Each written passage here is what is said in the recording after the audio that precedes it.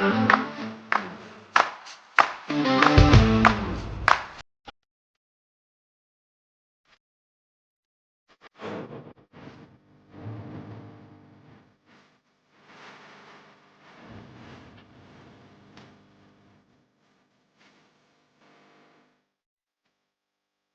talent didn't just win trophies, it wrote her future. Through sports, Sylvia earned a life-changing opportunity to further her education abroad. She is the living proof that a ball can be a passport and a pitch can be a classroom that opens doors to the entire world. And the legacy continues with Lilian Nakirya. As the reigning goalkeeper of the season in the FUFA Women Elite League, Lilian is the wall that no one can get past. She isn't just a student, she is a national trendsetter, proving that a woman's place is wherever she decides to dominate. Welcome back to our channel, and today I am standing with two strong sports girls. When I say strong,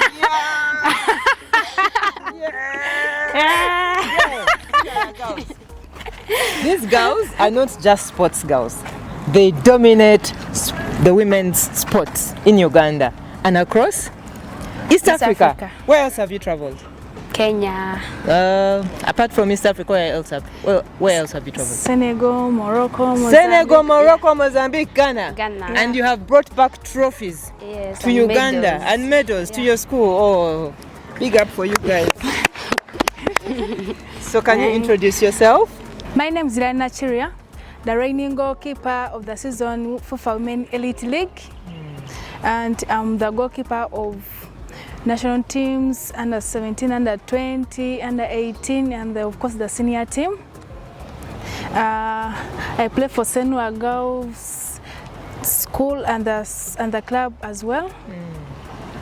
My name is Akero Giovanna Sande, a soccer player at UG.Girls Secondary School.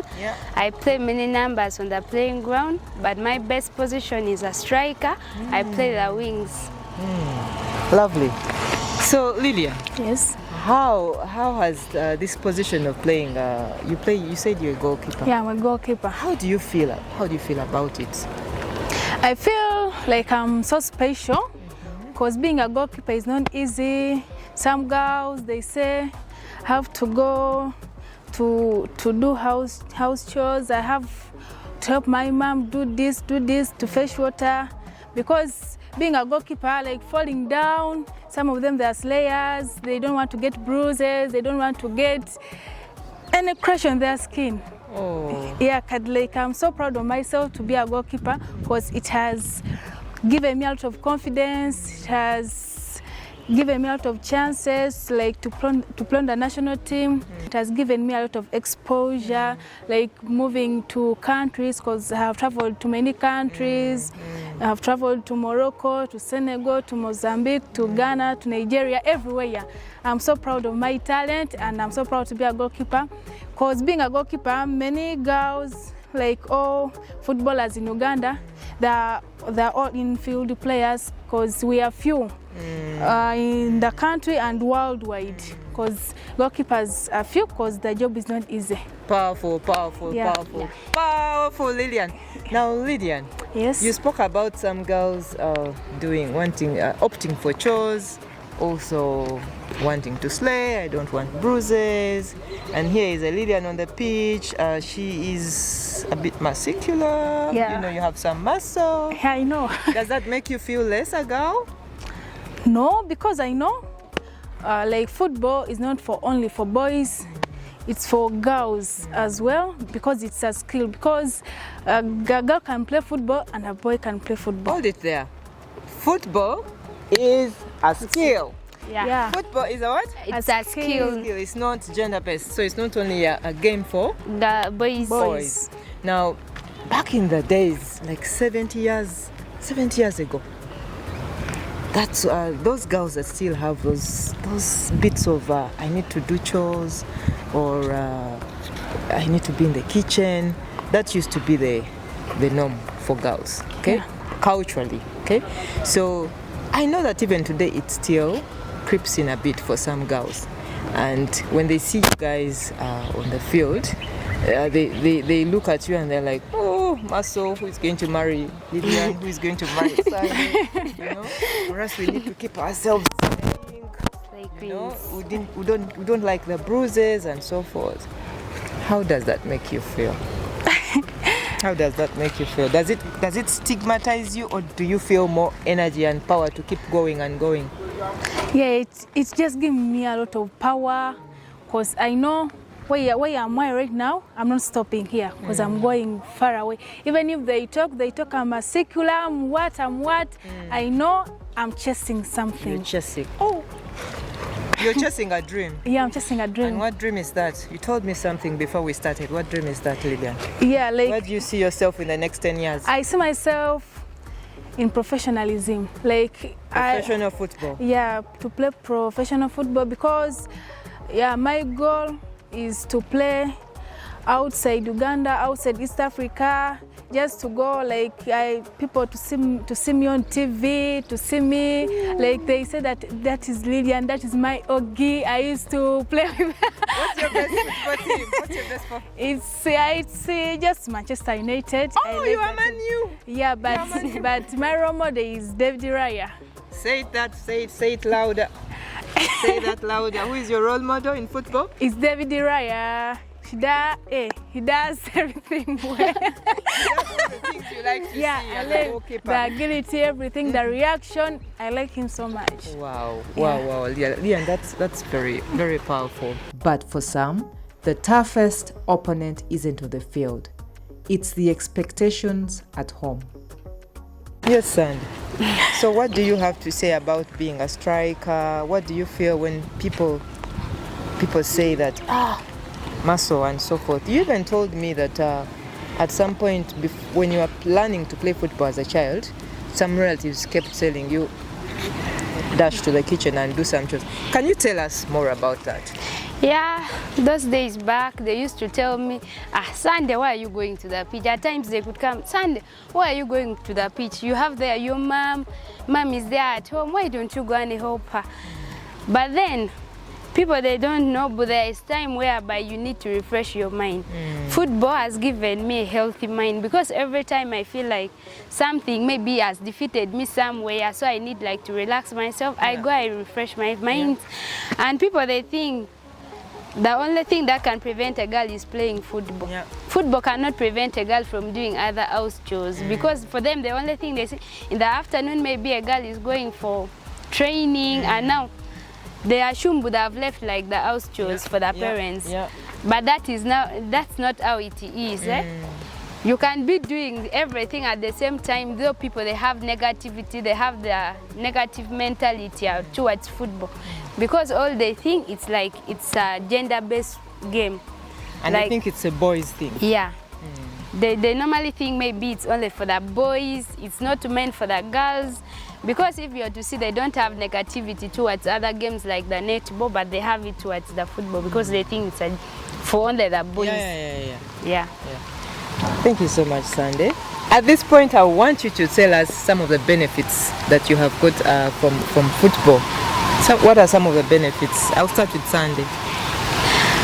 As for me, football has benefited me a lot, because I've always been on bursaries in different schools. So my parents have never been wasting money, but she's going to sit you P7 or senior 4 paying money for my school fees. I pay my money for my school fees using this ball you're seeing. This is what I used to pay my school fees, and up to now I'm still paying my school fees with this ball. Well done, and I'm Sandy. so proud to have it. Well done, Sandy. Let's get this ball to Nakirya. What has this ball done for you? It has benefited me a lot, because since I joined St. Noah, I've been on bursaries. Like in my primary school, I used not to play football, but when I came here, I was not a goalkeeper by the way. I was just a striker. Yeah, then principal of the school helped me. He gave me gloves. Like he was just saying that supported you. Yeah, he supported me. Like my height is good for goalkeeping. Oh. Yeah, he gave me gloves. You. Yeah, he motivated me. I was on bursary since senior 1 because I came here in senior, now I'm in senior 6. Wow. When my parents have not paid school fees, because this is my school fees. This ball? Yeah, it's my school. Yeah. When you kick, you get school fees? You get school fees. Yeah, and it has given me a lot of chances, like playing on the national team, because when I started playing on the national team, I was just in senior 2, whereby I had just started my goalkeeping. Yeah. Then 2022 they called me for under 18. Then I traveled to Mozambique. Like my first flight went to Mozambique, Morocco. I was so happy. Like I started traveling worldwide, going this side, going to China. Yeah. What? Because of this ball? Yeah, this ball.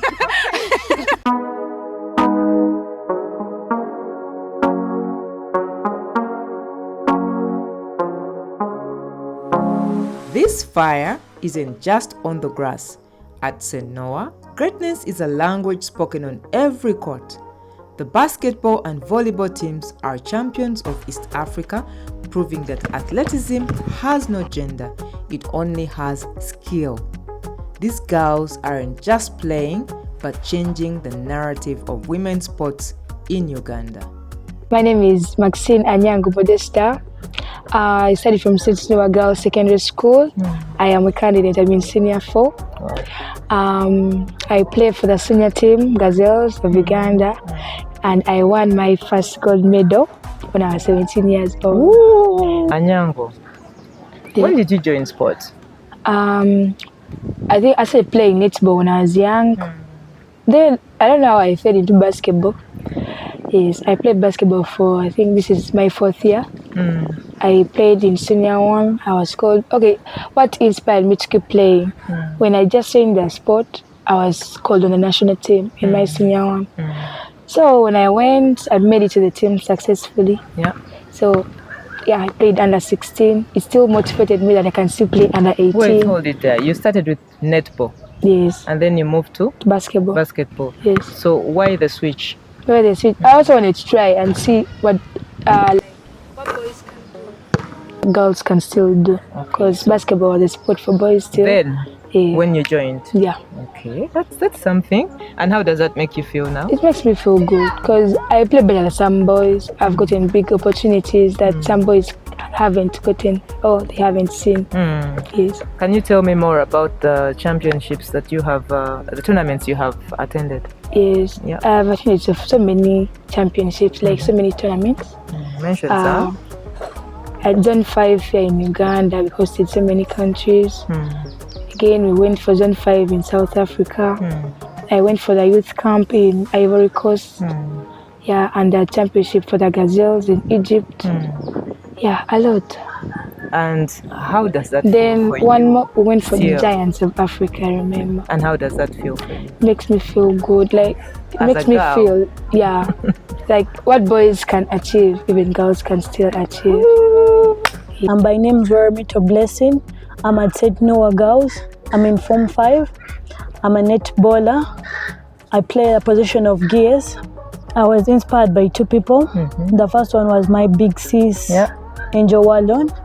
And the second one was my coach, my first coach, Coach Julia Caesar. Yeah, I think I started playing netball in Form 1. Yeah, I started playing netball in Form 1. Then I felt like I have to push so that I become like my sis because she was a good player. She's a good player. And does she still play? Yeah, she still plays, though she's done with Form 6. Now she's looking for a university. Yeah, I was inspired. I loved the game. She made me love the game so much because it's interesting, stuff like that. Yeah, then I also got support. My parents were on my side. They told me, you can do it. We believe you. Because I have 2 sisters who are sports ladies. One basketball, then the second one netball. So I felt like I can do it. Yeah. And how is it for you balancing playing sport and your education in class? It's kind of hard though, but here the good thing with the school, they provide for us enough time. They give us time for classes and time for coming for training. And after the lessons you've missed, you catch up during catch up. Yeah. Okay, so they do a special catch up for all the sports. Yeah. And do you have some privilege as a sports person in the school? some privileges? Like, you know, those queues, long queues for dinner or for, and then the sports people go fast. Do you have some privileges sometimes? Yeah. Most times. How does that make you feel? It makes us feel kind of special, makes us feel loved. Just know it's what. Basketball has helped me a lot, according to where my background is. Yeah, it has helped me a lot. I have education, like scholarships. I have connections. Oh, so the school has given you a bursary? Full scholarship since Form 1. That's wonderful. Yeah, I've gotten bursaries. Yeah, I'm happy with that because like I help my parents somehow, somewhere. Like I reduce on their burden. Yeah, I reduce their burden. Yeah. It has helped. It has helped me to get friends. Friends who will be there for you because they understand what you're going through. They know you hustle on court, you have to go back in class. They can help you balance. You know, you may miss a lesson when she's in class, she'll call you and help you. Yeah. Something I need to ask you. You all know that like 70 years ago, before you guys were born, or even before myself, I was born, a woman on a sports field was something unheard of. Like a girl, young girl. So if you imagined yourself being in that era, if you took back yourself into that era and also compare with today, what do you feel about that? My thing, if they couldn't like separate girls, like take girls for granted in sports, I think our country would have been far in sports, because girls, we have actually improved on the sports department here in Uganda. Because if you see football girls, you see rugby girls, okay, not say that men are not doing something, but if they could do that those days behind, I think we could be having big sports fields, like a lot of things, stadiums and stuff. So you think if those cultural barriers were kind of broken then, Uganda in sports not for women would be very far. Very far.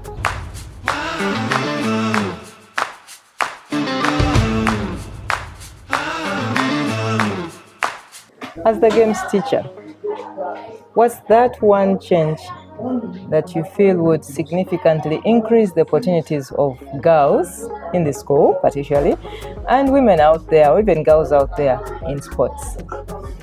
Actually, the structural change, which is quite eminent as far as improving women's and girls' sports involvement, is basically established investment and enforcement of equal facilitation and funding policies as far as women's sports is concerned in the country, which equally will come down even to schools. The government, federations, all stakeholders, National Council of Sports, needed to give priority equally in an equal way to the women like they did on the side of men. This will help to expose these girls to first-class world training, giving them opportunity to exploit their talents, and even earning a living, as well as getting sponsorship from schools, from universities, so that they add on their education. Football is a skill like any other sport. When you begin bending it towards the men, then you are wrong. A woman can equally play football in the same way a man can play football or any other game. So they need to be given opportunity. But the problem we have had over time is the cultural and social aspects towards sports, particularly football. Culturally, it has even been, today it still creeps in. Yeah, it is still creeps in. It is not easy, but people have tried these days to adjust, but still there are some few rigid cultures that see football as a sport that is meant to be played by men. Yet the women today, we have majority of them that have moved out and they are earning a living. I want to give you an example. There is a footballer called Nancha Shadia. She was last year. She was in Egypt. She moved on to USA. Just recently, she has been unveiled in a France league. Oh, yeah. They earn a living. So the aspect of culture must go away if we are to make sports beneficial to our girls. For girls and women. Girls particularly. When it comes particularly to football, that's where the biggest problem is. The government and federations must also come in, because if they come in to sensitize the public, then the public will get that is sensitization, and they will adjust accordingly. I want to treasure the schools they have tried, because many of these girls are found in schools. Many of these girls are picked from societies. Sorry to tell you that many of them come from not well-to-do families. Actually, but the schools have managed to go deeper, pick them from villages, convince their parents. And some parents have now become positive. They have seen the fruits, the benefits of their girls involving in sports. I'm talking in terms of bursaries. Most of the sports ladies now in the schools are there on the policies of bursaries. I've had that testimony from the girls. Sports, that's one of the benefits they have. That's one of the biggest benefits they achieve. But again, they need to achieve also a chance of getting placement. They need to be placed in society. They can be trained through sports. They can become coaches. They can become administrators in organizations, and so on and so forth. In schools these days, particularly we who are in a girls' school or girls' schools, we very much want administrators that are women, because they need to understand the problems of these girls. There are some issues that cannot be handled by you, by a man like me. Take an example, the menstrual periods. I may not take it serious, yet a fellow lady who is an administrator, who is a coach, who is a games teacher, really knows what it means. And even the girls may not easily open up to you. They may not easily open up to me. Those are some of the challenges we find, that at times they cannot open up so freely with the women. At times the girls, particularly in sports, have low esteem, which needs to be boosted. But it becomes easy if it is done and boosted by a woman. But I would also chip in and say that if you're a man as the games teacher, there are areas that need women intervention in administration. But also when it comes to advocacy, if it's a man fronting for the women, it actually, the voice is even more hard out there, because you are advocating for these women because you see it is a skill, it's not a gender thing. But now it's a man advocating for the woman. So your voice can easily be heard out, and I'm happy that it's a man in the school handling the sports department, because even as you don't understand some women issues, you can be a good tool for advocacy, because usually when you want voices heard, sometimes you say, let's have the men champions to voice out for these girls. So you are actually a man champion voicing out for these sports girls, and fellow men can hear from you because you're advocating for them. Thank you so much, Mr. Sento. You are most welcome. Thank you. The winds are changing. From the kitchen to the world stage, the girls of St. Noah are showing us that when you empower a woman through sport, you empower a nation.